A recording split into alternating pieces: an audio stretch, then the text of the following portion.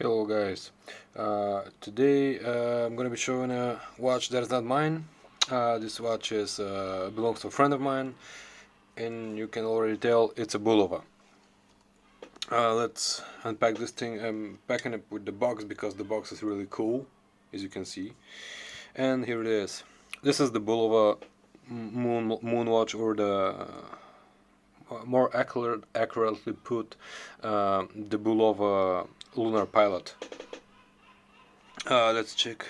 Let's check what's up here. Oh, I haven't opened this thing. I'm opening it first thing to show you guys. Pretty nice leather pouch for the watch. Let's see what else is here. I'm just gonna put the watch here for now. Just careful and gentle. Oh my god. Okay. The watch is not new. It's been worn like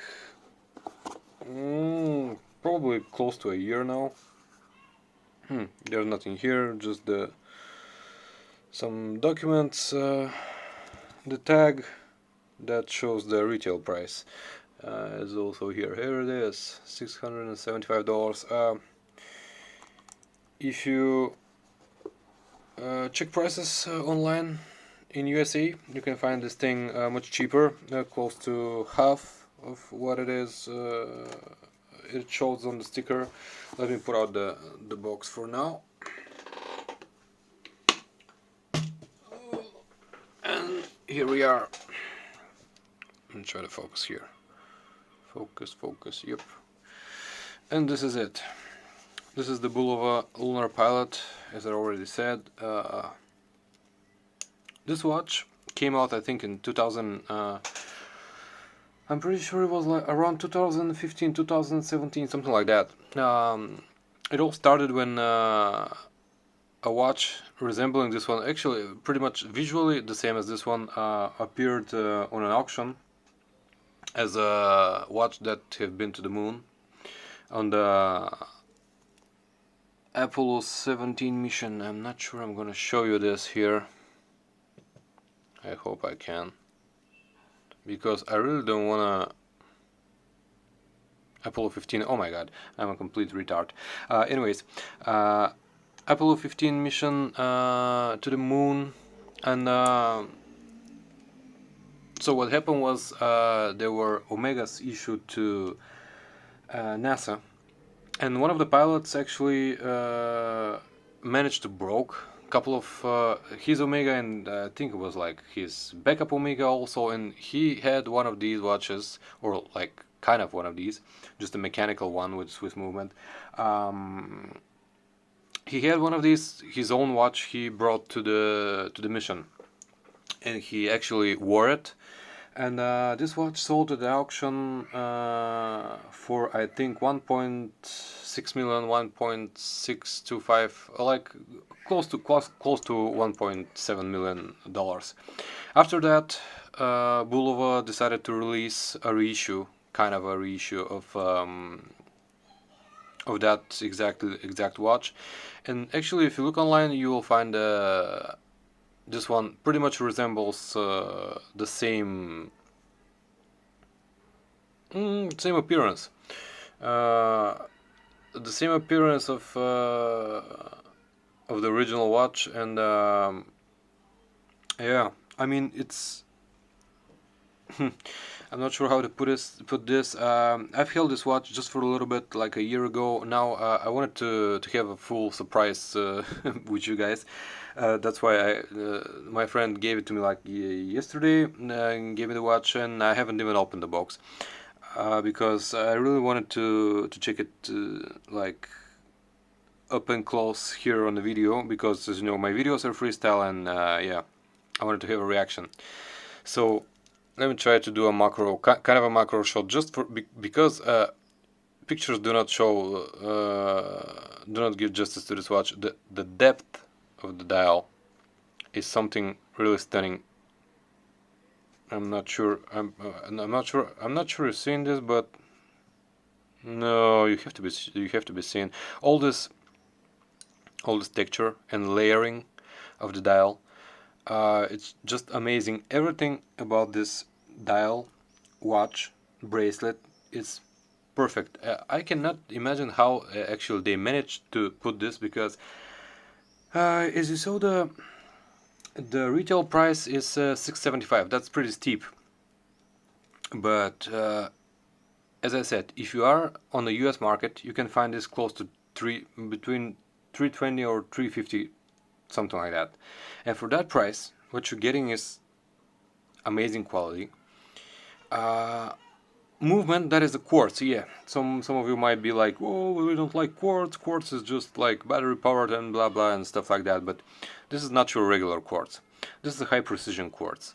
You can see here it says 262 kilohertz. This is the frequency at which the crystal inside vibrates and gets measured to give you superb and really to make the watch much more accurate. A regular quartz, I think the frequency is like 37, 38 kilohertz, something like that. Regular quartz will be mostly accurate to, I think, about plus or minus 15 seconds per month. This thing is accurate to plus or minus 15 seconds per year. So you pretty much set it and forget it. I'm not sure about the battery life on this watch, but I'm pretty sure it will get you more than 2 years, especially if you do not use the chrono too much. Chrono is another thing I'm going to show you in a bit. Let's look at the profile of the watch. You can see that the brushing is really amazing. It's kind of a brush slash sandblast, really interesting brushing on the side. Polished. These buttons are of course metal. They're polished. You got the signed crown. I'm not sure. Yeah, you can see it with the tuning fork. Of course, if you don't know why there's a tuning fork on Bulova logo, gotta check your history, guys. Bulova pretty much made the first electric watch with hands, I believe, and they used tuning fork that with certain electricity vibrates at a certain type, and some gears and stuff count those vibrations, and they move the hands and whatnot. It's really complicated. You can look it online, but yeah, it's not a quartz. The first electric watch with analog with hands, I believe it was Bulova made, and yeah, in the 60s, a few years before Seiko's first quartz, which Seiko made the first quartz in 1969, I believe. I'm not sure it was a King Seiko or something like that, or back in the day, kind of a version of a Grand Seiko or whatever. But anyways, we're getting out of hand here. Last time I showed you my sharp bracelet of my Proteus. This bracelet is entirely brushed to really high quality, and lucky to tell you that there are no sharp edges here. This thing has 20 millimeters at the look and no taper. Also 20 this beautiful butterfly clasp. Stunningly looking watch. The detail of this case back is also amazing. You can see all the information actually about all this thing. Apollo 15, calling it the Lunar Pilot and whatever. Omega actually tried to sue Bulova, or might be Citizen, because Bulova is owned by Citizen now. The movement inside, actually, that high precision quartz is actually Citizen's movement, but that's another topic. But yeah, they tried to sue him and be like, whoa, no, we're the official moon watch and whatever, but it was actually proved that the Bulova watch, exactly like this one, was actually to the moon. And there you go, guys. $350 and it's yours. Or you want to go and spend like $6,000 on a Omega Speedmaster. Yes, Omega is Omega, but still, you're not getting much less history here with this one. So yeah, am I missing something? Fantastic clasp, stainless steel. The water resistance on this thing, actually, I forgot to mention that it's sadly only 50 meters, but Since this is a pilot slash pilot watch, uh, 50 meters is pretty much enough, and also 30 meters is enough for swing. So not that you would swim with that thing. Why would you swim with that thing? It's a fantastic watch. I mean, it's not your beach watch or whatever. It's just um, let me show you the dial again, guys. Just check it. And yeah, superbly precision, great bracelet, great case, sapphire crystal, flat, dead flat. That is actually rising a bit above the case itself. It's a really weird design, but it looks really cool. Let me show you the chrono. Those are really clicky, and you can see that the hand sweeps. And I believe those the tenths of a second will stop measuring on like 15 or 30 seconds or something like that. I think that is made to save energy. Probably 30 seconds. This is a tachymeter. It shows. I'm not sure if you how it works. I think it's. You see the tenths of a second stop.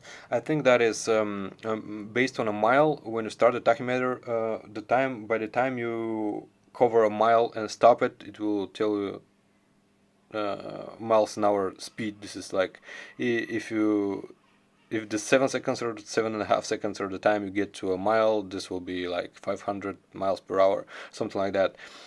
And yeah, let me try to stop it now. Clicking. And you can see that the tenth of a second went to where it's supposed to be. And now we're resetting it. Real nice, and that sweep is amazing. You can see that is dead center. All the seconds are perfectly aligned, and the seconds hand here ticks really nice.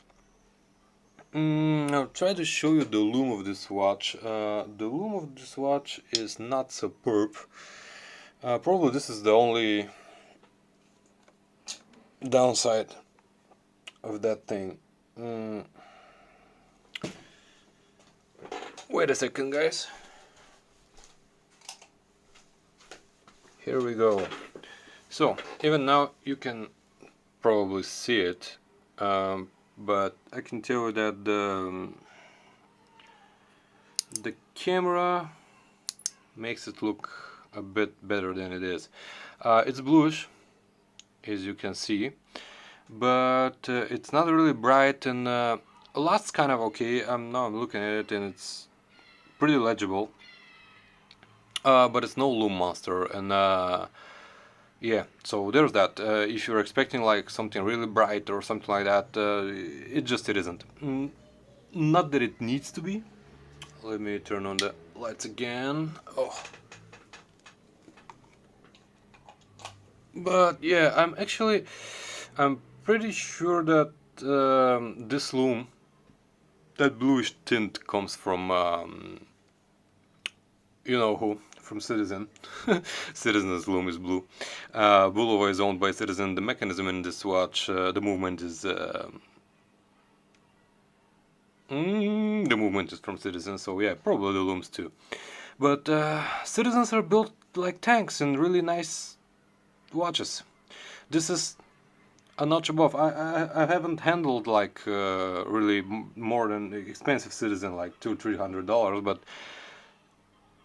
I'm guessing it would be something like this, or probably worse, because they overdid themselves here. Only other downside is if you are with small wrist like me. Let me show you. 6.3/4 inch. It's just too big. 45 without the crown millimeter is the diameter, and the lug here is 51 or 52. I think it's 52. And that makes it pretty much unwearable on small wrist. Probably you can get away with a NATO. They sell this on a Velcro strap and some kind of a leather strap. With that, might be a little smaller. They have also a black version which will look smaller. But yeah, for guys with smaller wrists, this guy's not, this watch is not for you guys. I'm sorry to tell you that, but yeah, the friend of mine who has it, he has a large enough wrist. It looks really nice on him. But yeah, I mean, I'm still amazed. I haven't looked closely at this watch like for more than 6-7 months, something like that, and still amazes me how nicely made it is. This is just a fantastic quality. It's amazing. And when I say this, I'm not over exaggerating. I'm not. This watch is not for me. It's too big for me. I'm unable basically to wear it. But if I was able, I would definitely be looking forward to getting this one, because getting that precision, really accurate watch, premium quality. That dial that looks like really has really depth to it. It's really cool, because if you are one of those guys who looks close to your watches, and this is not a watch that takes attention, not takes, but makes people be like, whoa, what is this? It's kind of a subtle watch, but at the same time, it's the devil is in the details, as they say. It's pretty everywhere where you look. There are small things that will amaze you, and if you are by any means considering one of these watches, and you are like, I'm not sure if it's gonna be good, if you have like more than 7-inch wrist, I would say 7.25 or 7.5-inch wrist, and you are, I'm not sure it's worth it. Believe me, guys, it's worth it. It's just superb. Also, this thing is like 170 grams, really sturdy, heavy watch. Weighs more than couple of my automatics. This makes it like feel like a brick on your arm, and you can hear pretty much no rattles from the bracelet. It's really solid.